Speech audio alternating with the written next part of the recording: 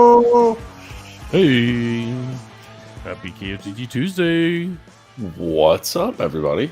Hey, good to see all of y'all. Happy Tuesday. Yeah. Hello. What's going on? Oh man, we got a lively chat going for sure. Everybody's in it, getting excited. I saw somebody check in at 2:00 this afternoon. That's what I like to see. I think they're pretty like excited. People, Heck yeah. people are here for the zero turn giveaway. Yeah, somebody said that.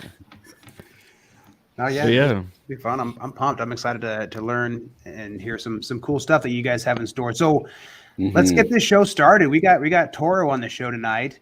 How about we all raise a glass, grab that glass, and keep off the grass. All right. Olee That's what I'm forgot. talking about. Uh-oh. Olee's gone. I got lemonade tonight. Well, he's on now. I don't think he'll come back with a shirt off. He knows we're live, so He's done. He's done it, knowing full well that we're live before. Who knows? It's a crapshoot. All right, so we got two representatives of Toro here joining us tonight. We have Emily with their, I guess it would be sale kind of marketing side, right? And then Patrick more on the engineering side, kind of development side.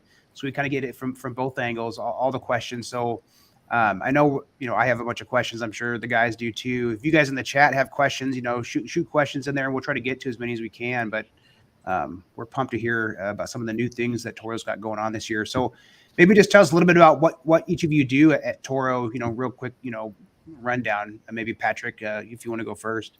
Sure. Yeah, sounds great.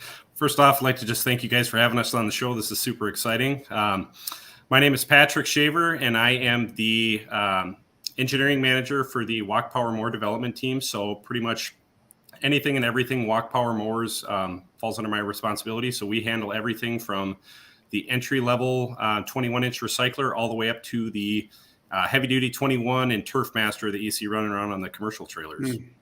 Nice. Okay, so they don't split it up from commercial residential. It's basically like this platform, the walk behind mowers. It's all one engineering team. There's a lot of similarities between the platforms, but obviously they have quite a bit different product requirements just in terms of customer expectations and expected life. So the test regimen is a lot longer and more robust on the landscape contractor equipment, but it does all fall under the same engineering team. Okay, right on. Cool. And then Emily, so are you also kind of focused mostly on the walk behind mowers? Yeah.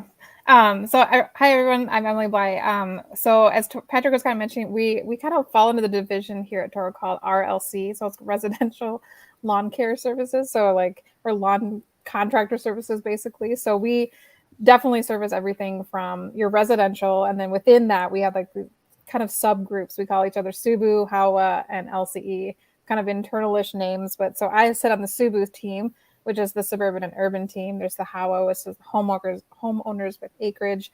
Then we have the landscape contractor group. So there's a lot of kind of subgroups. So we all really kind of know our niche of our customers and our audience, kind of our market research. But then we all kind of work together under within Patrick for just all the mower bases and different things.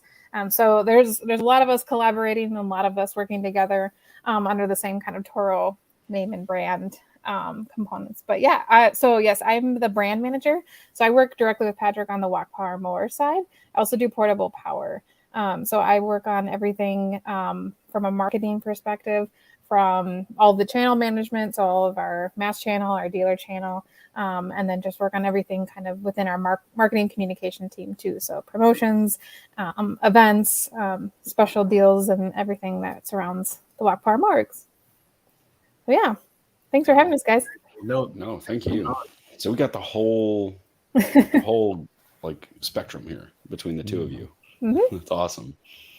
Yep. From the moment it becomes a new product development to the moment it hits Bill's driveway to go out and cut the lawn, right? Right. That's right. Pretty much from start to That's right. finish. Yeah. I'm trying to get over to Bill's driveway. Play with some stuff. No, I'm excited, man. I've wanted to use a TimeMaster for, I don't know, for forever. Ever since I realized there was one, oh my God, get the fat stripe. So I was super pumped to learn that they were finally coming out with the electric version. I was waiting for that. I've kind of jumped into I've got all the batteries. I'm like, all right, I'm ready to go. Let's the use. So I got to play with it a little bit so far. I'm excited. This weekend should be a lot of fun. So I'm like, all right, I'm not on call. No work going to happen. No holidays, nothing. I'm going to get out in the yard and work. So that should be fun. Yeah, it's funny you mentioned that. Today's so Toro's based up here in Minneapolis. So Patrick and I are up here in Minneapolis. So tonight, of course, my husband had a quick get into mow, and he used the stripe, and it was that beautiful sunset stripe mow. Awesome. So we're excited here to Toro talk to you guys about a lot of our new battery platform that we've come out with this year. No small feat, especially on Patrick's side. All different options, new 21, new 22, the new 30, and the stripe mower. So, yeah, I'd like to know a little bit more about the stripe because I know. So you guys Toro's got mowers out in the UK, and I think a lot of the UK mowers have rollers in the back, like those back wheels is just a roller bar. I see a lot of those, and I know Toro's got some version of that. But then over here, they didn't, they just don't have one, or at least not that I'm aware of. Did you guys kind of use some of that experience with the thought process behind designing this one, or kind of what? Not so much. What you're referring to though is our Hater division, where they have the rear roller mowers. Yeah. Striping is very popular over in the UK. What really we're trying to make it popular over here now too. What really spurred the striping functionality on this new platform was trying to add a differentiating feature to the machine. And something to help it kind of stand out against the growing competition with all the battery mowers that are out there. And from a design process, it actually kind of spurred from a desire to reuse existing componentry and try to keep as many common components as our factory as possible. So this machine in particular utilizes what we call 2-point height of cut, where there's one height of cut adjustment in the front and one adjustment in the rear. In order to accomplish that, you have to have a cross rod tying both wheels together. And sure. In this particular chassis, it rides pretty low, and it rides lower than the cut plane of the blade. So when we were doing our early development, we realized that this thing was leaving a really nice stripe behind it, but the downside was it would drag and cause a lot of friction. So we came up with the extruded sleeve that slides over that roller. And it really kind of gives you the best of both worlds, where it's basically an integrated striping roller, but you don't have the hassle of, a tow behind trailer. So like backing up is a little bit more manageable. The trailers sometimes tend to jackknife. But we also had to change our assembly sequence. Typically those rear axles are just a weldment. And now it has to be bolted together assembly, so that roller can actually be slid over that during the assembly stages and wouldn't be able to hold up during the welding. So it's got the bar, but then there's a little like a cylinder kind of rounded in that freely spins. Correct. And that kind of helps it with the drag. That's smart. Yeah, I think at some point there's a screenshot of it stood up on end, and you can kind of see what that roller all entails. But the biggest thing is the position of it relative to the cut plane, significantly lower, so it's laying the grass down as you cut and giving that striping effect. It's similar to what your tow behind stripers are doing. Just not putting down quite as much ground pressure, because otherwise the unit would be, incredibly hard to maneuver. Mm-hmm. Yeah, I like how it doesn't add weight. There is a significant difference in weight when you're pulling the roller versus not, especially if you have to push up and down hills. I'm sure Nate can relate to that. But yeah, so you get the stripe effect without having that additional weight you're pulling around, which is pretty cool. Exactly, and it's interesting that you mentioned the weight too, because this is an all plastic deck, and it's 25% lighter than our comparable 60-volt recycler. So just the overall maneuverability of it's really good. Lightweight. If you were to be putting it in and out of the back of a pickup, it's much easier to handle. Is it front wheel drive on it? It's actually rear wheel drive. So within the model lineup, we actually have 4 models. So there is a hand push variant, kind of the entry level. And then there's 3 different self-propel models. And some of the different feature sets are the battery size kind of increases as you work your way up the lineup. but then you start with a single blade and no headlights. Then you get a model that has headlights, and then the kind of fully fledged top tier model has dual blades and headlights. So one of the nice things about the battery mowers, it's really quiet. If you wanted to get out later in the evening or early in the morning, you could do that without waking up your neighbors. So the headlights are kind of a nice addition, especially up here in the fall when we do fall leaf cleanup. Sometimes it's hard to get out before the sun goes down. So that's been kind of a nice addition. Mm-hmm. Yeah, I think Zach, you had flipped through one of these images here, and we colored it red for the photography to use for some specific marketing efforts. But I wanted to kind of call it out there. You can kind of see where the striping bar is when you see the underside of the deck. Right so there, you can see the two dual blades. They're highlighted in red. Again, production models don't come in red, just to have it as a call out, but we like to do it. So just visually, it's easier to have a conversation about it here. The red dual blades, and then you can see the red striping bar, and that's the mechanism that Patrick was referencing earlier. That's where it's located between the axle. So the two blades, what's the benefit of the blades being this way versus conventional? So the advantage is you get better mulching performance and better bagging performance. If you look close at that picture, you'll see that the upper blade, there's an elevation change. So the upper blade sits above the lower blade, but then there's also an indexing angle between the two. So if you think about this as it's mowing, the upper blade is actually cutting grass first, and then the lower blade is kind of almost essentially making a second pass. So in one rotation of the blade, your clipping length is basically half from where a traditional single blade would be. So what that equates to is in mulch mode, you don't have to recut the clippings as much to get a really nice looking aftercut appearance. But then in bag mode, you get more weight in the bag because the clippings are smaller, so they can pack in tighter. You get better density in the bag. There is a slight power penalty for going with the dual blades. That's why we really put it on the top tier model where you have the largest 7.5 amp hour battery. But with that being said, you still get 65 minutes of runtime with the dual blade. Gotcha. Are those blades something where you could put that in another Toro mower, like another 21-inch? Is that a 21 or 22? It's a 21. The mounting is different from like our traditional gas units. So it is specific to stripe.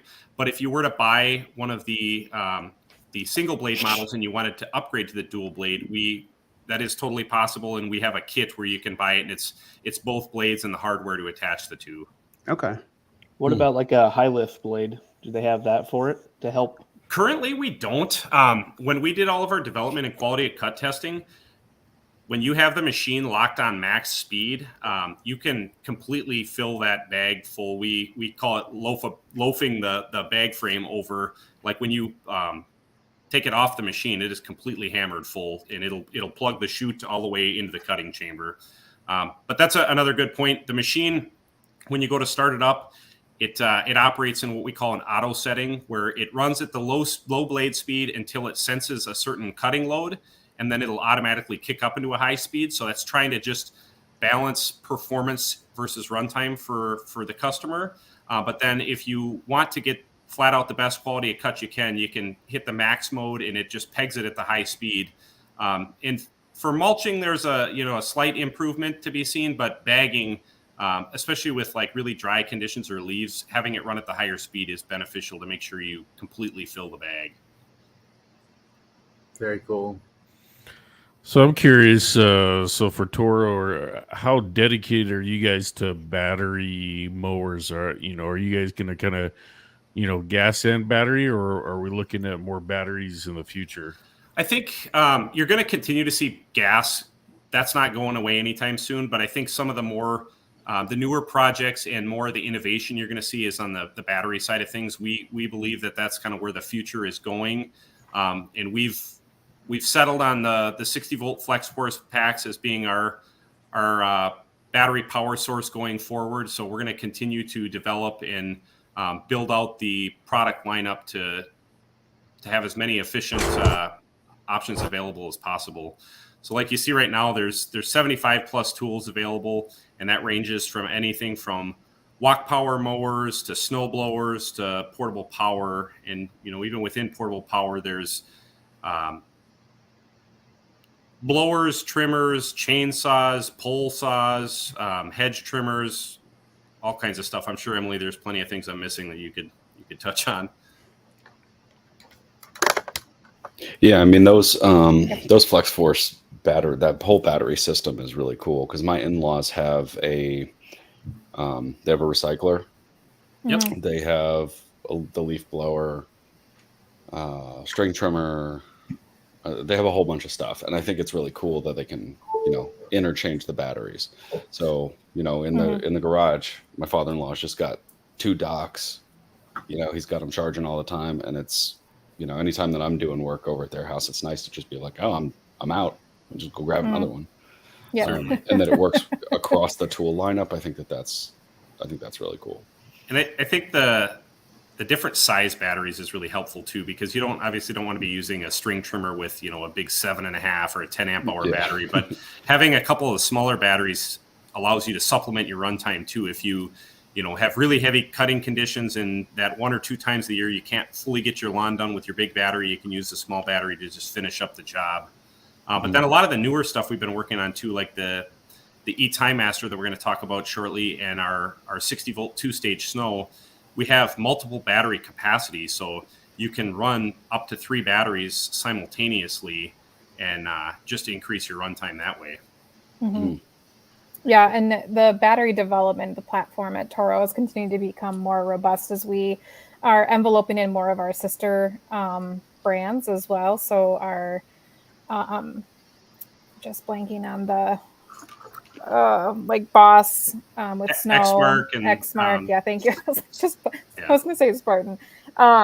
And as we're combining them, we're going to go to even more of a battery kind of agnostic look and feel.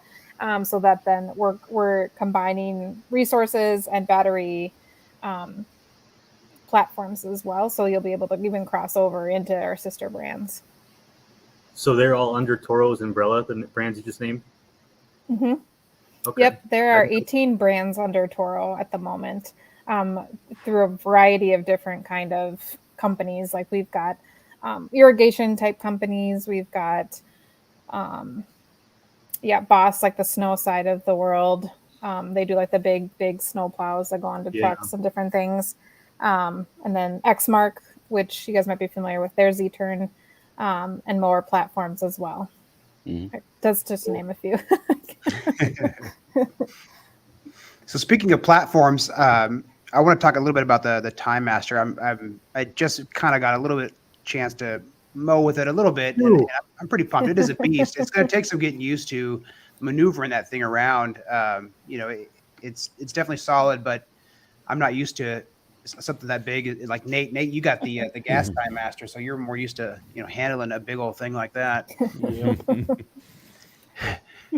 Yeah, so this is a pretty exciting product launch for us because we basically took the trusted and proven gas TimeMaster that everybody raves about and electrified it. But this was a really fun project to work on. There you go. Those pictures are awesome. It's a big mower. Because we didn't want to just put a power head in place of the gas engine because we knew there was potentially some inefficiencies with the belt drive system. So we tried to really take a systematic approach and break down the power consumption at each individual level. So we looked at what the blades were consuming for power, how much parasitic loss there was in each of the spindles, and then each of the belt drives. So there's the timed belt drive that keeps the blades, clock 90 degrees from each other. But then there's also the BBC belt drive on the gas models for being able to disengage the blades with leaving the engine running. And one of the things that we found was that BBC system is pretty inefficient, and just the spike load that can go through the system when you engage it is problematic for a battery system just due to the high current spike that happens. So we ended up designing that out of the system so we could deliver kind of the most efficient, highest runtime possible. And with a battery powered product, you don't have to worry about restarting the machine every time. It's just a simple push of the button. I did notice that because I remember people talking about how you can start the TimeMaster and then engage the blades, and I was like, well, this one they're going. I'm pretty sure they're going, but it makes sense though if because yeah, if it's a power drain, then how necessary is that? You just shut it off and push the button and start it back up again. It's not a big deal. And with the battery too, if we were to have that BBC system in there, you'd just have the motor sitting there spinning, draining your battery as well. So there was really no advantage to it. But also with the 60 volt motor, it's actually a little easier on the belt drive system because you have a soft start when you go to start the blades versus the BBC is more of kind of like a harsh engagement all at once. But yeah, then kind of continuing to build on the successful TimeMaster platform, we styled the power head accordingly, so it gives it kind of a new refreshed look. But another new feature that we added is we took our curved personal pace system that was developed on the 22-inch recycler and more recently on the refresh of the super recycler, and now we carried it over to TimeMaster. So the curved personal pace is just a little bit more of a better ergonomic experience for the customer, and we've changed the shape of the handle, so now it's just a continuous curve. So it's more like the analogy is like using a steering wheel on a car. You can comfortably grab anywhere on it. You're not really jailed to one operating position. And that curved personal pace has been really successful and well received on our other platforms. So we're really excited to see how that goes with the E-TimeMaster this year. Nate, do you have personal pace on your TimeMaster? Yes, but it's like, so as he was talking about, it's got more like two angles and then it comes up like that. And I find and actually I've been thinking about this a lot. Like I find myself like with my hand on the top and then on the side. So as I'm pushing, I'm not like pushing straight. So it's almost like you almost have to have both on the sides or like both on top. Whereas I think this with the curved, more of the single swoop would be a little bit better designed to push straight. Because I think when you're striping or when you're mowing, it's easy. Like Bill, your video, like you get going, you turn around, and you're like all of a sudden, your curves off like that. So it's definitely. I've been thinking about it a lot. Like on my last probably 5 or 6 mows, like where my hands are at on the personal pace and like how that affects like how straight my stripes are and all that stuff. So it's funny that you brought it up because I'm like, damn, I've been thinking about this like a lot lately. As a mowing, I'm really focused on like how I got my hands on it. So that is the unfortunate downside about striping is it's much more noticeable when you get off course. Yeah. And like I've never noticed it in like the last 5 years. And then like I said, the last couple months, I'm like, dang, like I never even realized like I must have my hands differently or something like that. You just have to tilt your head now when you look at your stripes. You're like, oh yeah, they're straight. Exactly. Well, you got to keep them straight. That's really He's known for curvy stripes. Yeah. Not this guy. That's his favorite thing. Laser beams over here. Yeah. He loves to curve them. Not a chance. Well, I just think it's really interesting that, Patrick's mentioning that this is something that they've developed and Nate's like, actually, yeah, I've been thinking about that. So with that said, is that something that came up in, like focus groups or user reviews, or was that strictly an engineering thing that you guys said, oh, this would probably be better for the end user. And then it just turns out it is. How do you go about that?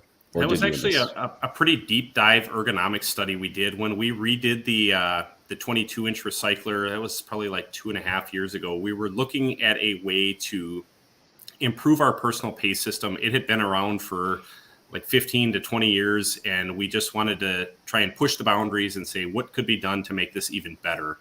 So there was a really in-depth ergonomics study and a lot of VOC panels where we built many different mock personal pace setups where they were just kind of on a fixture and had a whole panel of people come in and try them. And we watched how their arms and their wrist movement was when they were using them, and ultimately landed on this curved handle with the curved arc, because that's kind of the most natural motion with your wrists rather than trying to twist your hands and push down.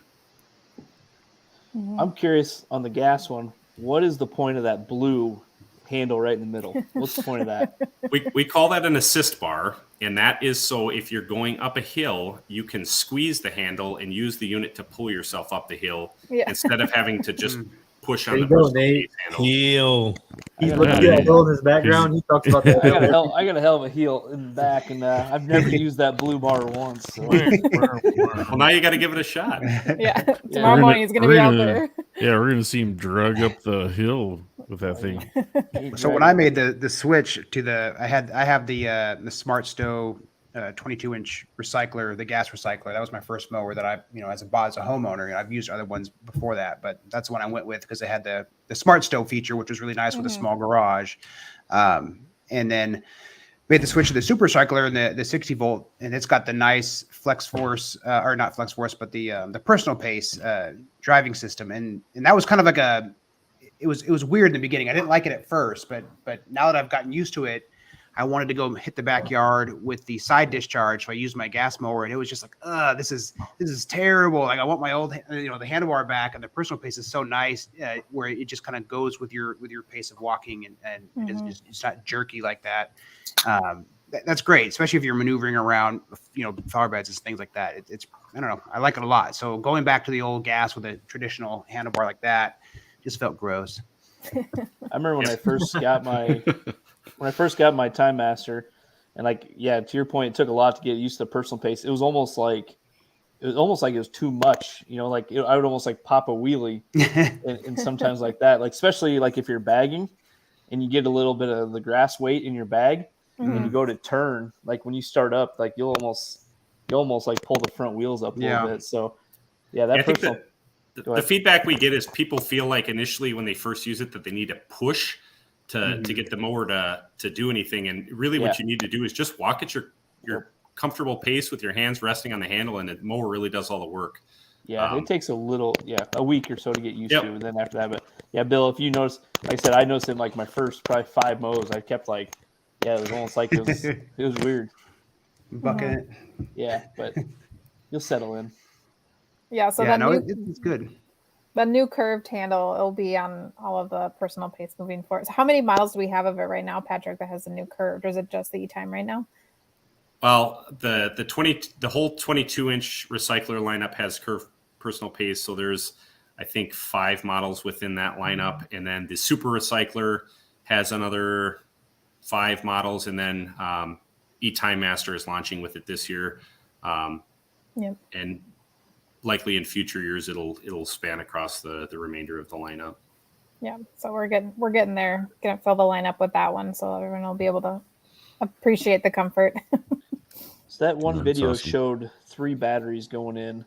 Can you use all 3, or is the one just a storage port and you have to swap out for the 2 that's running off of? They're all active ports, and it's actually a really cool system where it'll discharge all 3 batteries at the same time, which doesn't sound like it's that big of a deal, but it actually helps improve your runtime, because the higher the Toro Flex Force power system battery. Sorry.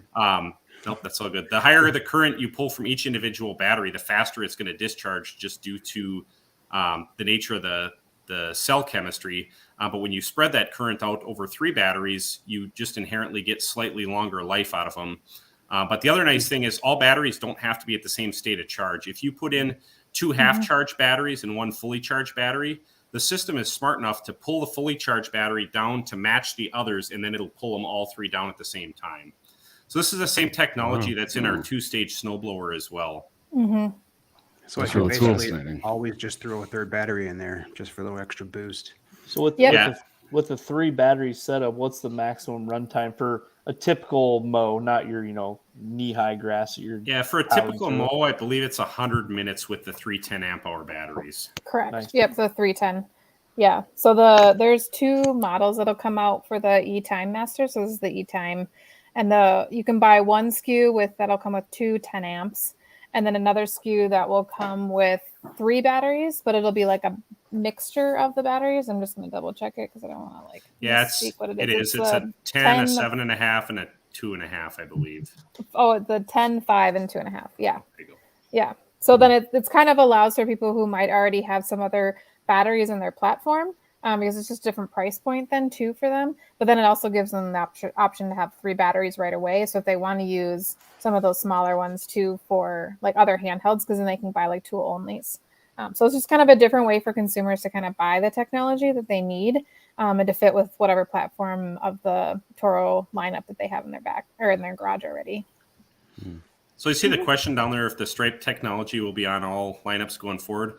I think that's a good question, but I don't know that we know the answer to that yet. I think there's a possibility that it could, but I think we need to just get the stripe unit out in the field and see how it's received, and who knows? Maybe we could even do one step better on a future platform down the road. Yeah. I mean, I get a lot of feedback that not everybody likes lawn stripes. You know, it's not for everyone. So I could see why you wouldn't necessarily want that on everyone. Or if you did, maybe some option where you could Like an I guess, take upgrade. it off or something. Or or just Yeah.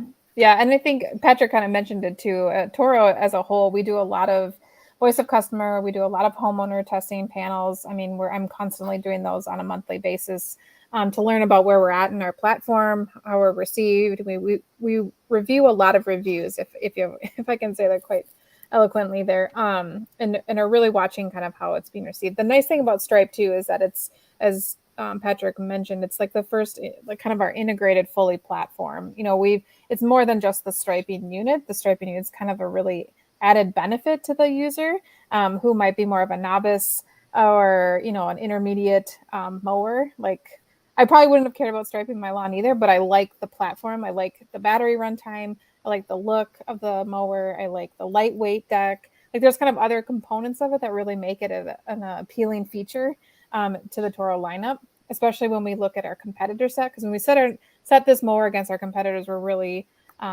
looking at a much different level there too. And the striping is part of the bonus of it as well. Yeah. Does the stripe side discharge?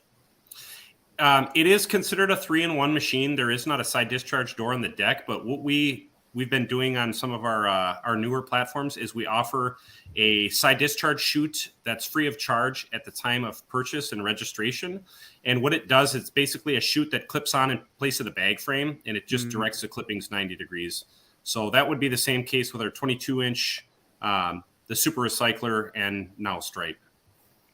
Okay. Yeah, there were definitely a few times last spring where I was like, man, I probably should just side discharge because this mulching is not doing too well. And I'm so lazy. I don't want to bag, but I ended up having to bag a few times because, yeah, I mean, as much as it does a really good job, that sometimes you just can't. The Toro flexible. Unless you're mowing every other day, you just can't keep up with how much you're taking off at a time.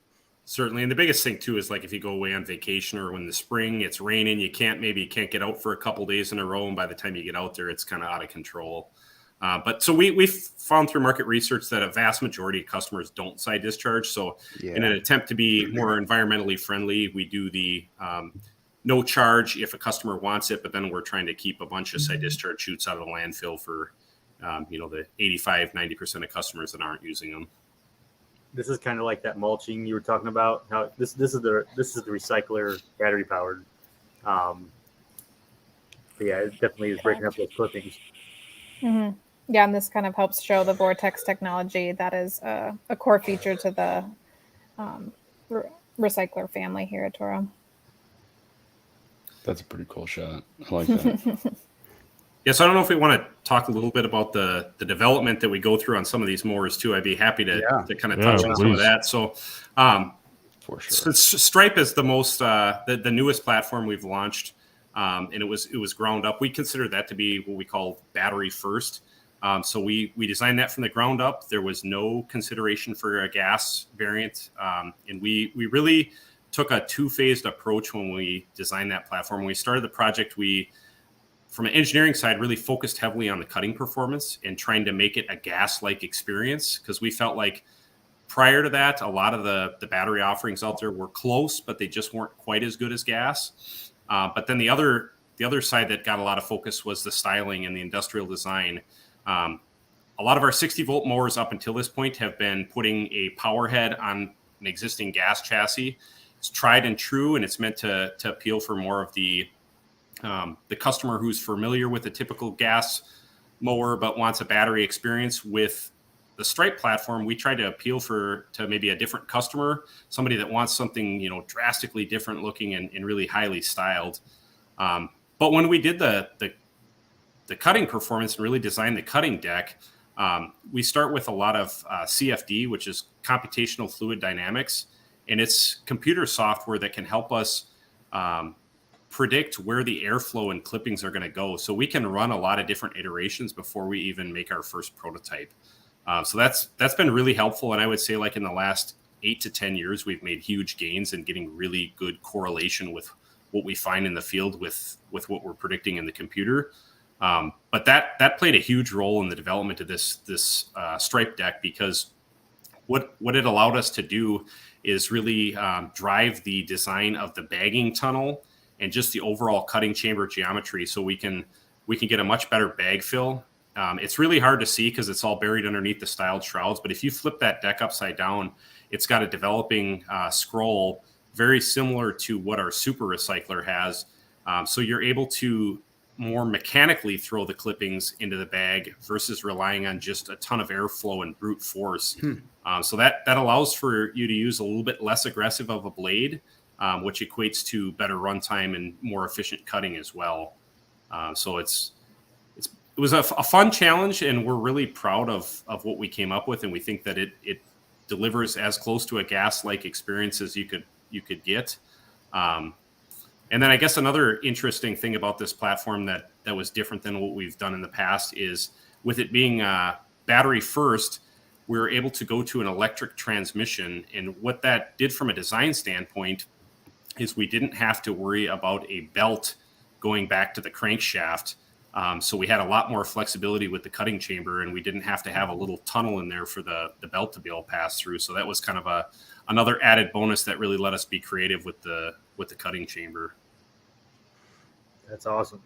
Yeah, I guess I didn't really think about that before, about how all the other kind of electric mowers are basically just a cousin of the gas model. And I think that's why I liked it, because it has that aggressive kind of like, that familiar kind of engine in the middle part where it's, just a motor now. Whereas this one looks more kind of, it's totally different in the sense that it almost reminds me of some of the electric mowers, in the sense that it's not this hunk on top of a metal deck.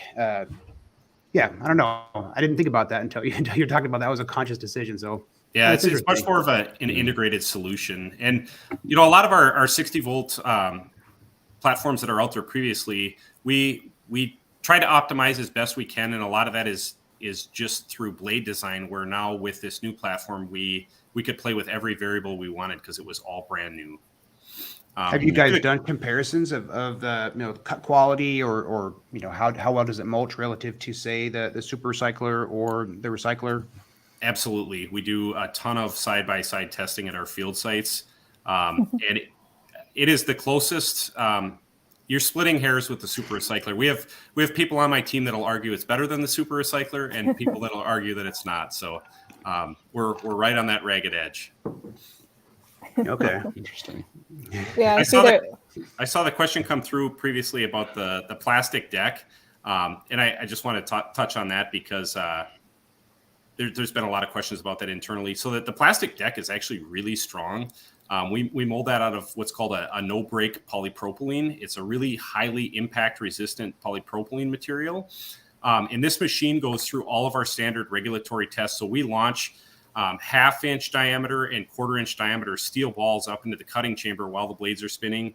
We do something called a stake test, where you put a 1-inch diameter steel bar into the spinning blades, and it brings it to a complete dead stop. And the machine passes all these tests with flying colors. And actually, in some regard, the plastic deck is more forgiving, because it'll flex versus a steel deck might dent in some of those cases. So it's really robust, and we've been really happy with how it's held up. And then you also have the nice added benefit of not having to worry about any corrosion. It's better from a grass sticking to the bottom standpoint.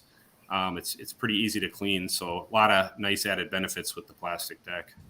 Mm-hmm. And if I can add in there too, Patrick, just from like an R&D development side, like Toro holds ourselves to pretty stringent internal standards, and we kind of go above and beyond our typical testing. So we also use third-party testing expertise and UL certification to validate the machine designs, exactly kind of what Patrick was saying. So it's all third-party certified as well. Kind of helps.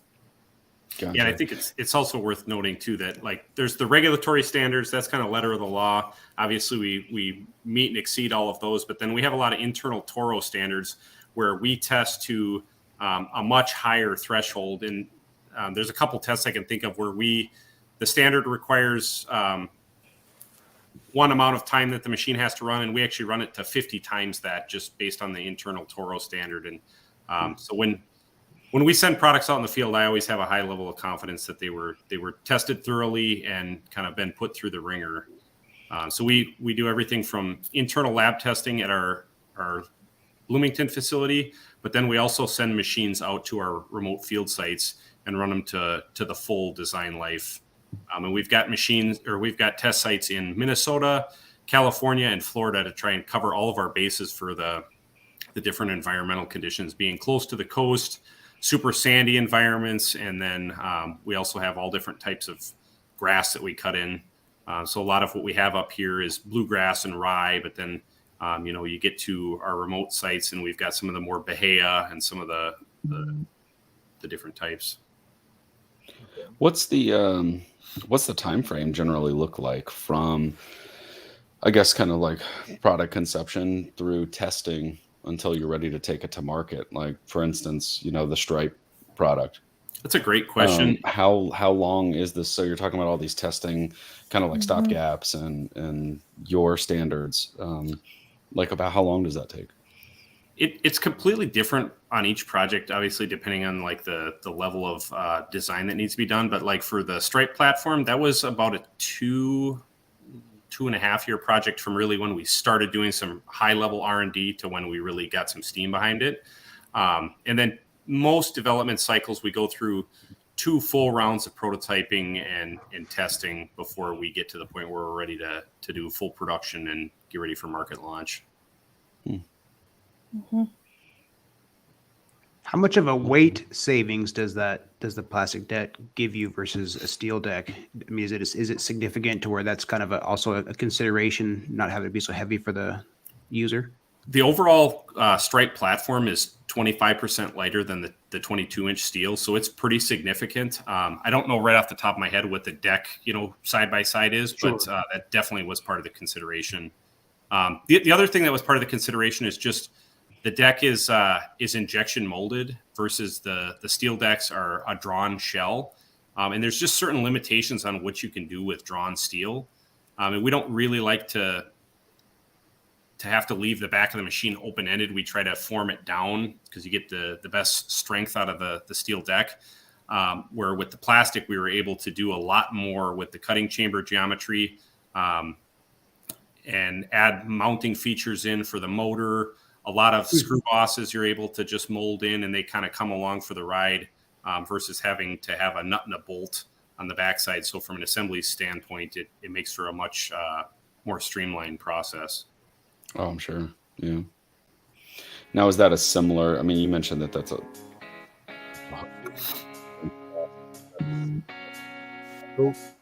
in plastic to, say, one of your former competitors no longer in the walk behind lawnmower market that used plastic decks? It's like the Hondas. Yeah, it's similar.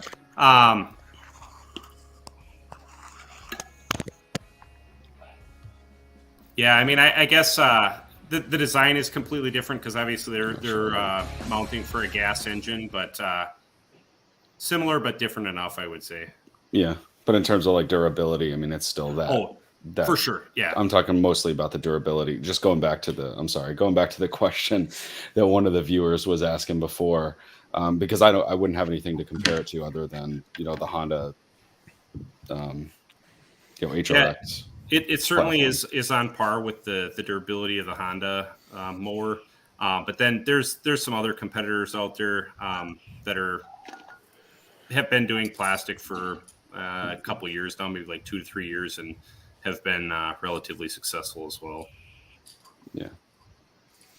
All right. Well, we all heard that music a little earlier, and what that means for Patrick and Emily, we actually do a little segment here around 45 minutes into the show. It's called KOTG Lawn of the Week. And so weekly we pick out a lawn in the DIY community that we think looks pretty awesome. And we showcase it here on the show.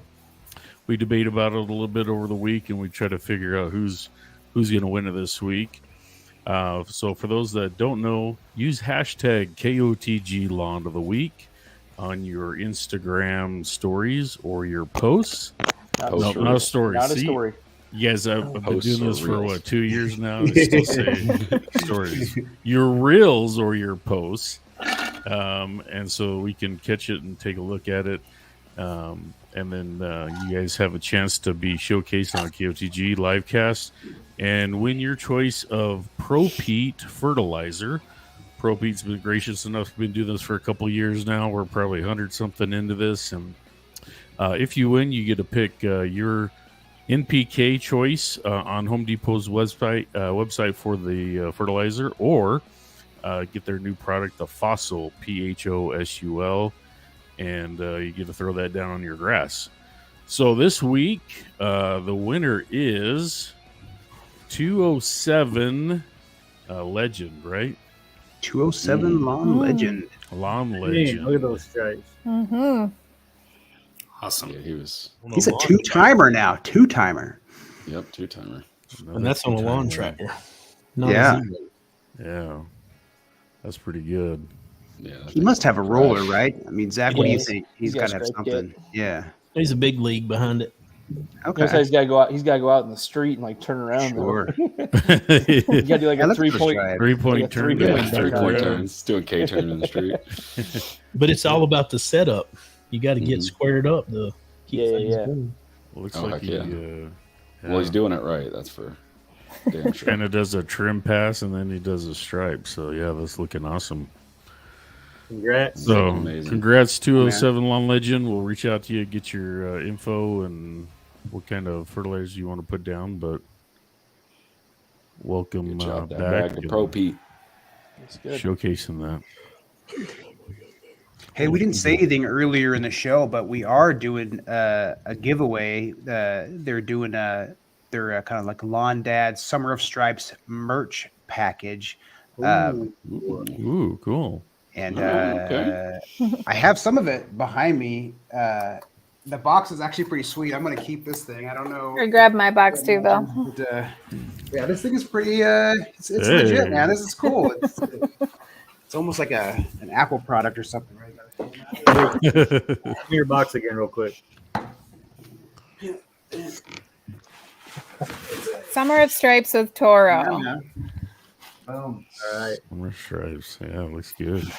Yeah, dude, just got cool, fun dad barbecue stuff and outdoor chilling. It's got a little miniature bag toss cornhole thing there, and some koozies, some grilling tools, and I'm actually gonna try this thing. It's a little Toro beef brander or something. Yep. I don't know. The buns. You need to do that. Did around you your put the Buns, apron on yet? buns. Did you? I was gonna kind of put it right back Yeah. here. No, not that bun. Tramp stamp. Hamburger buns. It works Yeah, no, really that's good pretty on the cool. steaks. Yeah. Yeah, Ooh, that'd be give it a cool. try. Mm-hmm. Well, Yep. Pretty hey, neat. Bill, Comes we with need to see the- you in that apron. Sounds like pretty soon. Yeah. We'll do with the apron. If you're on. really dedicated, just do it right here on your forehead. Oh man. Yeah, you get one of these cool hats too. Let me see. Yes. Yeah, I have that back there somewhere. Wait, hold on. Let me see that again. Yeah. There we go. There you go. Whoop. There it is. There you go. A little stripe. Cool. Little striped Awesome. hat. You get some branding, grill tools, and then a nice apron so you can barbecue in style It's after got- you've striped your lawn, of course. It's got one of these things, which I think my kids broke the other one already, but it's got a little I don't know, doodad. I don't know. It's kind of fun. Anyway, Maybe. Like a cool, fidget. fun stuff. It's Yeah, kind the of kids cool like coaster. Slinkies don't last very long. Those things don't last very long. No. Yeah. Yo-yos are out, man. Those things don't last very None long of at that all. stuff lasts. Let's go back to the Well, that's hacky pretty sack. Hacky sacks. Brian, would you be able to take names if we did a wheel? For Bill, the, would I be that? Brian if I couldn't? Don't think so. You bet I can. So, everybody in the chat, if you want to win that, get an opportunity to win that cool little box from Toro, type in the name Toro in the chat, and I'll grab your name. We'll throw it into the wheel of names, and one lucky winner will spin for that and win that prize. Mhm. Hey, I was gonna ask, where does like the like real mowers? What categories does that fall under? Because obviously, I think more homeowners are taking on real mowers. So has it been considered to like kind of slowly move into the homeowners, or is that strictly like professional golf courses or whatever? Right now, the reel mowers at Toro are all handling the commercial side of the company. So like Emily kind of broke down earlier, we're part of the RLC division. Commercial is a completely different division, and that focuses more on golf. And just like you mentioned, right now, most of the reel mower options we have are specifically for greens mowers. We have been realizing that there's more and more interest in the residential space, but officially nothing has been kicked off yet. I think from our perspective, the premium reel mowers that we're used to and accustomed to are way out of the price point for what a homeowner would be looking at. But we do realize that there is a kind of a growing niche for that. Yeah. And Toro is making battery operated reels now.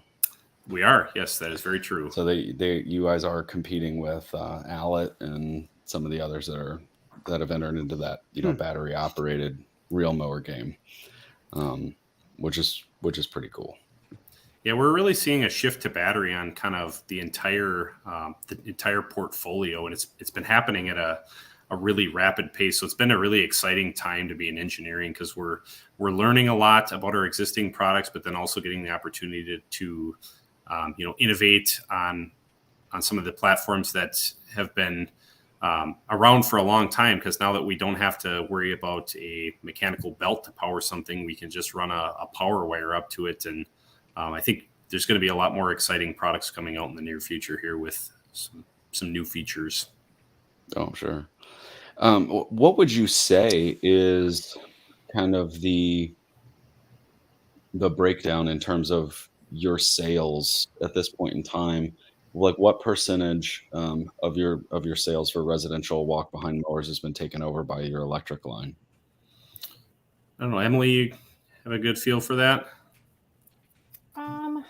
Yes and no, I kind of do. Probably a hard question to answer, but I was curious. It kind of is, that. yeah. It's definitely the transition is happening more and more every year, though, I would say. Yeah, definitely growing, I'm sure. Yeah. The residential customer base is adopting at a much faster rate than like a prosumer or a fully fledged commercial contractor is. But with some of the legislation, like out in California, being required to go battery in this space for model year 24, that's definitely helping accelerate it as well. Mm-hmm. Yeah, I mean, market research is getting us closer to that,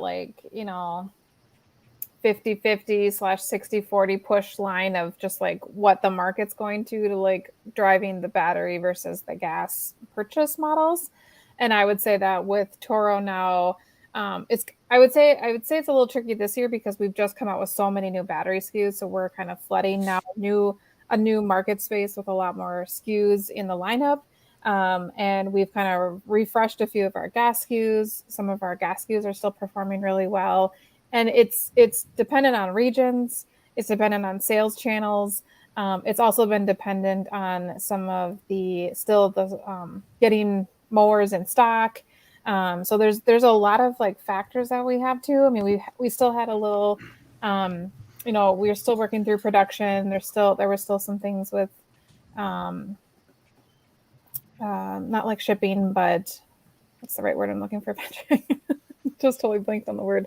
Sourcing products and so forth like that. So I mean, we're still kind of post-COVID a little bit, and we're getting there more full. So yeah, it's kind of a tricky question because it's like day by day, it's a little bit different. Sure. And because we've got so many more SKUs in the lineup this year, it looks a little bit different. And the reason I'm asking that is because when that ban in California first came up, right, when the bill was first passed, I remember that we were speaking about it on the show. Like, we brought it up and pulled up a screenshot and we discussed it. And at that time, I was like, "Oh yeah, there's no way I'd want to use a battery operated lawnmower. Like, what are we talking about?" But over time, like, I'd be really interested in trying out a battery mower because I've used my in-laws. I'm like, oh, okay, this really isn't as bad as I thought it was going to be, you know? So I know that my mindset's come around to actually being like, all right, maybe for my next mower, I might actually consider a battery operated mower, as opposed to, 2 years ago, I wouldn't have. So I'm sure that there's a shift kind of across the board in homeowners. And so I was just curious if you had any insights, but I'm sure that that's like a really hard target to kind of nail down. I would equate it kind of to the shift that happened years ago when people went away from corded drills to battery drills. And when they first came out, lead acid batteries, they weren't very reliable. They didn't have a lot of power, but the technology is just getting better and better to the point now where, some of our battery mowers have just as much power as the gas variant. And, they still might run a slower blade tip speed, but when you start to load a gas engine, it has the governor droop where a battery mower has, or a battery motor has full torque, constant torque all the time, and you're not going to get that droop. So, a heavy load, a cutting load condition, it's kind of an apples to apples. Mm-hmm. Yeah, I could see that too. Because I was always like, hybrid cars, that's dumb, until my buddy bought a Tesla, and then I was like, and then I was flying around going like relatively fast with my non-existent hair on fire, and I was like, this thing can move. Like this is a fast car, right? So just the differences in torque and immediacy of power delivery. Well, Brent, for a lot of the battery platforms. You remember when we were at GIE and you tested out the mower for like the first time? You were like, holy cow, like it took off from you. And I remember you were like, this thing flies. Yep. I made a great reel on it. And that was because Nate was standing there videoing me while I was testing it out at the trade show at y'all's booth, the outdoor booth. And I was genuinely surprised because I was like, oh man, this thing moves. Like it'll definitely go. So I got a reel out there somewhere on my page about it, because I was holy crap, like this thing kicks.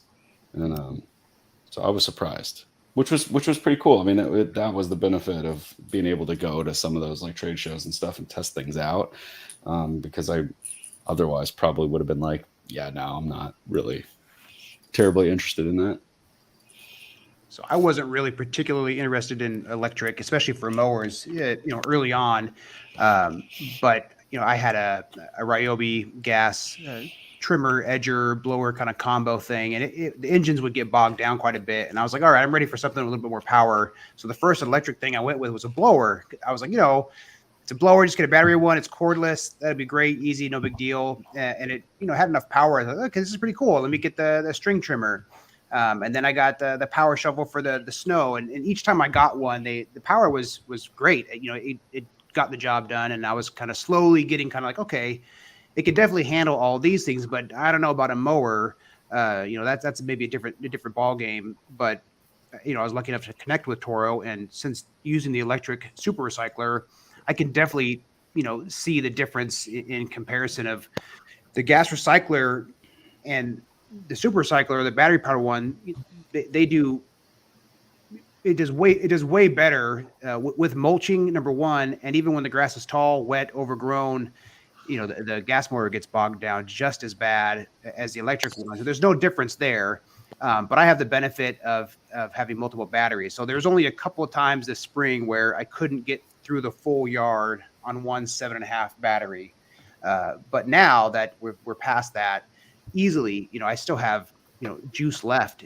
It's too heavy to throw in the weed eater and stuff because it's with the smaller battery, but still, it definitely goes. So I'm not really worried about the power or how long they last, especially if you've kind of bought into the ecosystem and you have backup if you need it. I just swap the battery out real quick. Doesn't take any more time than filling up the gas tank, like you would do it that way. So as long as you got them charged up, ready to go, I'm good. I'm set. I think that's a lot of the feedback we heard early on too, was people have runtime anxiety and they're not sure they're going to be able to finish their job. But as we've continued to invest more and more in battery, we're coming up with larger size batteries. So most of like the super recyclers now come with our 7.5 amp hour battery, and new this year we just launched a 10 amp hour battery as well. So there's bigger and better options for battery so you can have just a the absolute longest runtime imaginable. And like the TimeMaster model will come with the 210 amp hour batteries with the option to add a third. Bill, it'll be interesting. Like if you do a reel like with a time lapse with like a stopwatch or something in the corner, and do it with maybe your 22-inch super recycler, and then let's just say that's 27 minutes. Then you do your 30-inch TimeMaster, and you'll see a huge difference. Yeah.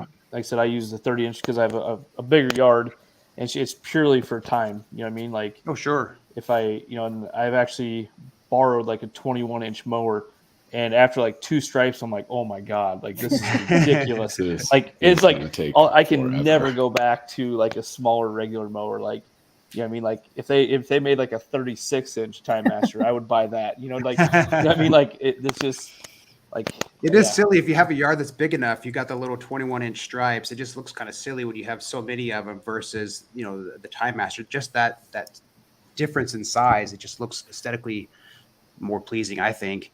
But then the time saver too. That also is a big thing. I mean, I'm out there with cameras and tripods. I'm out there way too long anyway. I could probably be done in 15 minutes if I wanted to yard real quick, but it can turn into 3 hours pretty quick. I'd be curious to see, because isn't like, I know when the like TimeMaster was first coming out, like marking, isn't it like 25% or like 30%? 30%. Okay, Yep. I remember that was the big marketing, and so I'd be curious just to see, Bill, like if you're truly getting that, because like I said, I notice it. Shit, like within the first 5 minutes, I'm like, okay, this is big difference. So yeah, it's quicker. Yeah, I got it done. so. And I think I had my camera go for 10 minutes and 17 seconds. I'd already kind of like gone around the perimeter with a smaller mower and hit all the corners and the nooks and crannies. But then as far as laying stripes, 10 minutes, 17 seconds walking from play to stop. Yeah. So it's quick. It doesn't take that long at all. It's nice. Yep. Yeah. So after the TimeMaster comes then the time cutter. So that's your next step up. You get to ride that one. You have to walk that. Yeah. Yeah, you guys. I'd have to start mowing the whole neighborhood to justify it. Well, that kind of leads me to my next question. So you guys just launched the E-Time and the Stripe, right? Those are 2 new to market products for this year. Yep. Can you talk to us about what you're working on for next year, for next season, or your next kind of big push? For our team, we've got some. I can't go into it too much, but we've got some new TimeMaster models that'll be coming out, and then just across the division, there's more push to electrify. I guess it'd be kind of a generic statement. Mm-hmm. Gotcha. Let's just say you're going to have our counterparts on the riding the Z turns on this fall, and they will tell you all that they're going to be coming out with. that was going to be my question. If you're that would be awesome. The riding batteries. The Z turn guys would love to have a conversation. So speaking of the TimeMaster, the deck, is it identical to the gas TimeMaster that's out now, or is there any kind of differences? Are you guys? So I guess the first question is, are they kind of the same? So basically, would the performance of the 2 kind of be considered? Would your expectation be the same as far as cut quality, that sort of thing? And then also, do you guys have plans to maybe incorporate some of that Vortex stuff that's on the super recycler or the stripe mower? So right now, the E-TimeMaster is exactly the same deck as the gas platform that's out there. The blades are different. Somebody could always put the gas blades on their machine if they wanted to, but there would be obviously a runtime penalty to do that, because we try to optimize the blades that are going to come on it from the factory for kind of the optimal balance of runtime versus performance. But you should expect very similar performance to what the gas machine has. Cool.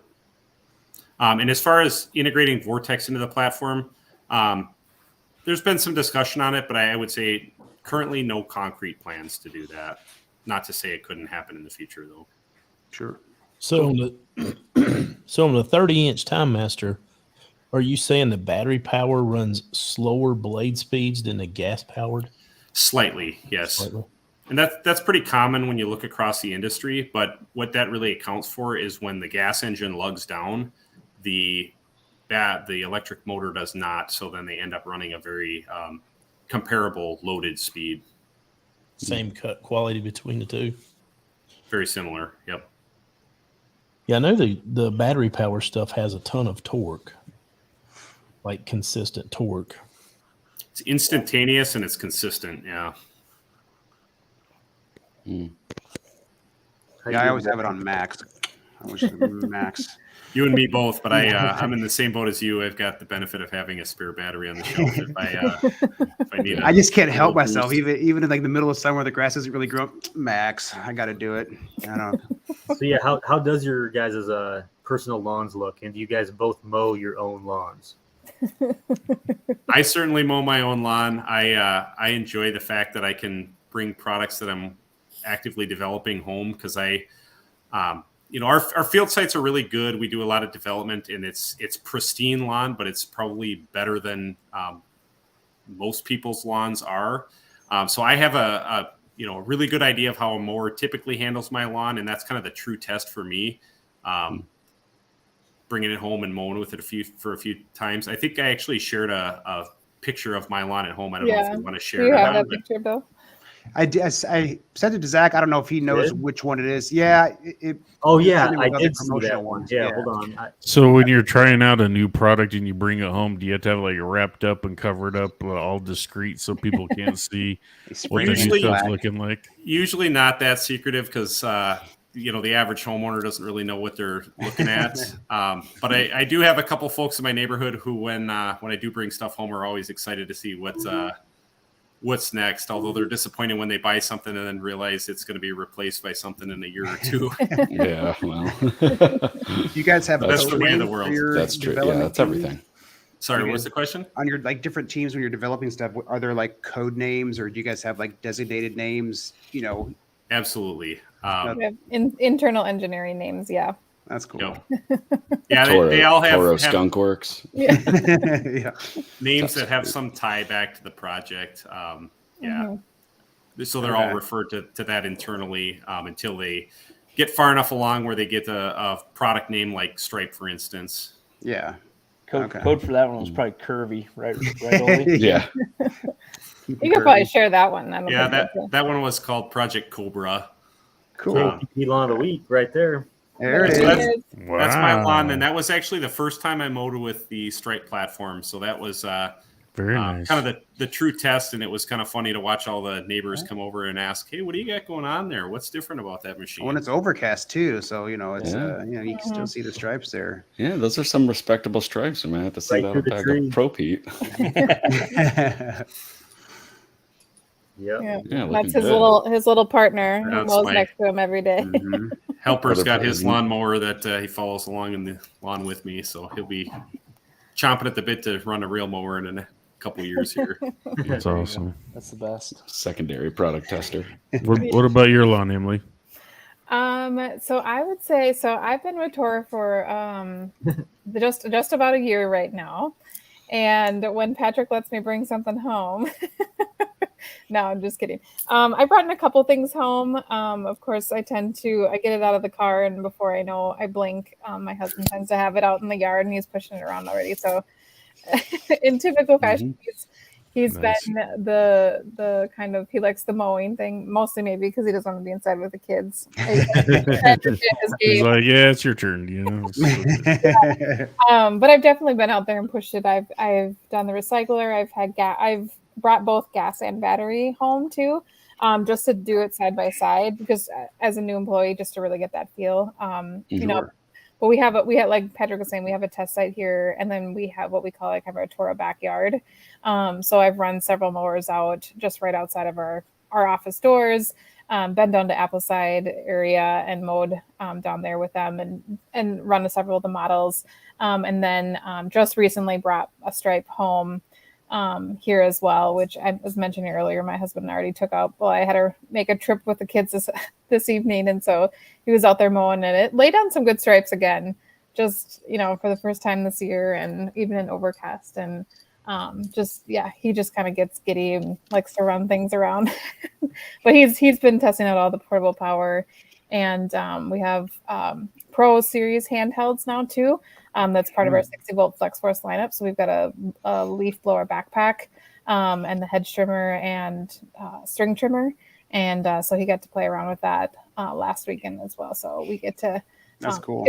It's nice to be able to have it and use it at your leisure and like in kind of your space, especially when you're kind of working to like understand how to explain it and message it out to the customer as well. So in addition to like we were just kind of talking about like the focus groups and the customer surveys and different things that we do, we get to kind of test it out either on our facilities or at home as well when we can. I might have to get my wife to apply for a Toro job or something. That's what I was gonna say, Brian. I was just thinking, like, I could just imagine that conversation and being like, "Oh, hey, babe, I got a job interview coming up." Like, that's fantastic. Yeah. Where are you interviewing? At Toro. Don't mess it up. Don't mess it up. Do You your gotta nail research. that interview. All right, get in Yeah. there, make it happen. What do you need? Let's just say I've got Father's Day gifts covered for a while. I'm good. Oh yeah. So you said that you were able to test the mower at the office or at the facility at work too. Do you guys have like a plot of grass that's kind of manicured and maintained? Is that kind of where primarily you guys do all your testing, or do you guys have other off-site places where you go? Or we've got a fairly sizable test facility here in the Twin Cities, like Emily was mentioning, where they've got just plot upon plot of manicured lawns or manicured grass, and it's I think each plot is like roughly an acre of grass, and it's kind of cool. Each of the design teams can reserve your plot of grass for the summer, and then you're responsible for going out and mowing it and keeping it at the maintained height. Oh, wow. And they've got all different breeds of grass. But then during the cool months, we have test sites in California and Florida where when you're on a mower team, it's really nice to be able to take a week to go out to a nice warm location and just mow all week long. I don't get a lot of sympathy from the wife and kids when I call home. Oh, boss, it's research. I gotta go. You know. Yeah. Exactly. I don't envy the engineers who have to go to Palm Springs to mow in the middle I of didn't January. put the facilities in Palm Springs. That wasn't my choice. You know. Yeah. I know there's like 3 feet of snow on the ground. Yeah. But I gotta go to California. I don't know what to tell you. Yeah.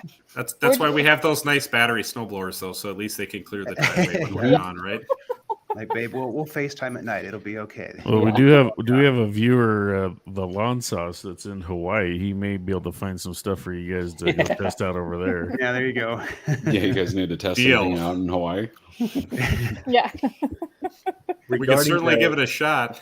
Yeah. I mean, we won't turn it down. I mean, suburban Honolulu lawns, it's a different animal. You know. Yeah. Better test that out just to make sure. Yeah, you don't want to phone that one in. You got to really go and spend some time there. Yeah. At least 3 weeks, I'd say. That'd be good. Yeah. Hey, Brian, how are we at marketing with that? research for sure. Hey, the wheel Where are is we at with the done wheel? and ready to spin. You guys want to spin the wheel? Let's do it. All right. Let me share my screen. All right. So we got 40 entries in for this awesome stripe box with cool barbecue stuff, mini cornhole, aprons, hats, all the goodies. So I'm going to shuffle it 3 times and pick the lucky winner. Full screen. All right, here we go.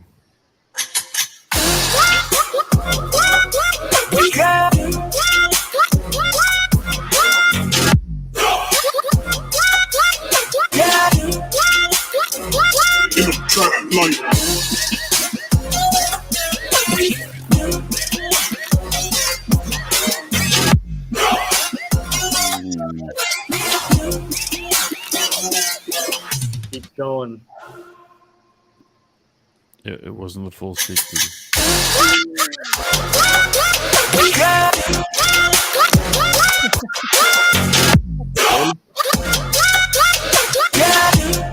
Gonna keep going. Highlander.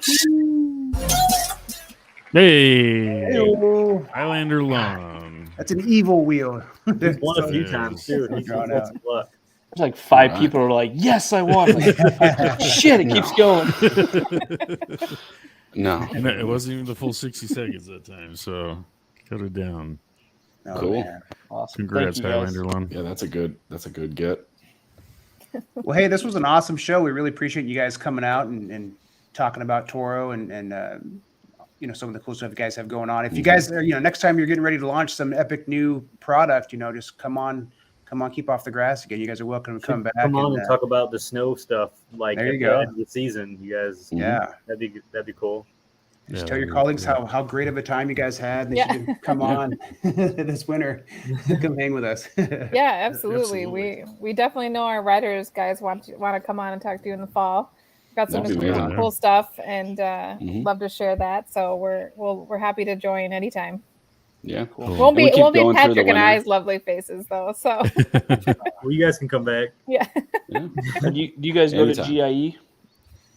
Occasionally, yeah. I would say every couple of years I'm there. Gotcha. Mm-hmm. Yeah. Kind of depends on what products we're launching, and seems like you're launching some pretty big ones. You guys probably should go this year. Yeah. I'll be there. Yeah, you probably have met our Olee and I are going. previous our walk power mower product line manager Christina was probably the last one. Well, I was going to ask because like when I've talked to them in the past at GIE, they seem to be all from Des Moines, Iowa, which is 10 minutes from me. So that's why I was going to ask, like, you guys have an office there, or what's the relationship between that? Oh, yes. You were talking to, we have an agency that we work with that helps us plan the event and do a lot of our social media and PR. So you've talked with some of our wonderful and amazing team who are also on the line tonight, performance. So probably Kelsey, Andrew, Christine. So shout out to the performance marketing team. They're awesome and keep us running. Awesome. Yeah. We'd reached out to them. Probably 2 years ago. Yeah. After we met them at GIE, we're like, oh man, we'd love to have you guys on like that.